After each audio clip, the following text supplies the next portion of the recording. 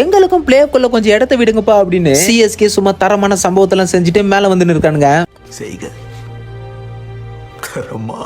அது என்னன்றத நான் உங்களுக்கு சொல்றதுக்கு முன்னாடி என்னுடைய சப்ஸ்கிரைபர் ஒருத்தர் யூடியூப் சேனல் வச்சிருக்காரு. அந்த ஒரு சேனல் எனக்கு ரொம்பவே பிடிச்சிருந்துச்சு. அதனால அவரோட ஐடியை நான் டிஸ்கிரிப்ஷன்ல டேக் பண்ணிருக்கேன். விசிட் பண்ணி பாருங்க. உங்களுக்கு பிடிச்சிருந்துச்சுன்னா உங்களோட சப்போர்ட் அவருக்கும் கொடுங்க. ஃபர்ஸ்ட் இன்னிங்ஸ்ல பேட்டிங் பண்ண எல்எஸ்ஜி பாத்தீங்கன்னா ஒருத்தனுமே ஆவரேஜான ஒரு பேட்டிங் பெர்ஃபார்மன்ஸ் தான் பண்ணிருந்தாங்க. ஆனா ஓப்பனிங்ல இறங்கல ஜாஷ் இங்கிலீஷ் ஒரே ஆளு 85 ரன் அடிச்சாருங்க. சிஎஸ்கேவோட பவுலிங் பாத்தீங்கன்னா இந்த ஒரு மேட்ச்ல சும்மா தரமா இருந்துச்சு தான் நான் சொல்லுவேன். நம்ம ஓவர்டன் 3 விக்கெட் எடுத்தாரு. நம்ம அன்சுல் கம்பாச்சு ஒரு 2 விக்கெட் எடுத்தாரு. கடைசியில எல்எஸ்ஜி பாத்தீங்கன்னா 20 ஓவருக்கு 8 விக்கெட் இழந்து 204 ரன் சிஎஸ்கேக்கு டார்கெட் கொடுத்திருப்பாங்க. இதை தொடர்ந்து செகண்ட் இன்னிங்ஸ்ல வந்த சிஎஸ்கே ஓப்பனிங்ல இறங்கல நம்ம சஞ்சு சேட்டா 28 ரன்ல அவுட் ஆயிடுவாரு. அதுக்கு அடுத்து வந்த என் தலைமை உருவி பட்டேல் ஒரு பேய் ஆட்ட ஆடினா பாருங்க. 13 பால்ல 50 போட்டா எல்எஸ்ஜி பவுலர்ஸ் சும்மா கதற விட்டான். அடுத்து 65 ரன்ல அவுட் ஆயிட்டு போயினே இருந்தான். நம்ம ருத்ரா கேக்கோட 42 ரன்ல அவுட். அதுக்கு அடுத்து வந்த பிரசாந்த் வீரோ டூபேவும் ஒரு சின்ன ஒரு பார்ட்னர்ஷிப் போட்டு மேட்சை லாஸ்ட் ஓவர் வரைக்கும் கொண்டு போய் 2 சிக்ஸஸ் அடிச்சு மேட்சை முடிச்சிட்டாங்க. உண்மையா சொன்னா சிஎஸ்கே இந்த ஒரு மேட்சை வின் பண்றதுக்கு காரணமே என் தலைமை உருவி பட்டேல் தான். சரி ஓகே, யாரெல்லாம் சிஎஸ்கே இந்த வருஷத்தோட டிராஃபி வின் பண்ணுவாங்க சொல்லிட்டு நம்பிக்கை இருக்கீங்க கொஞ்சம் கீழே கமால போட்டுப்போங்க.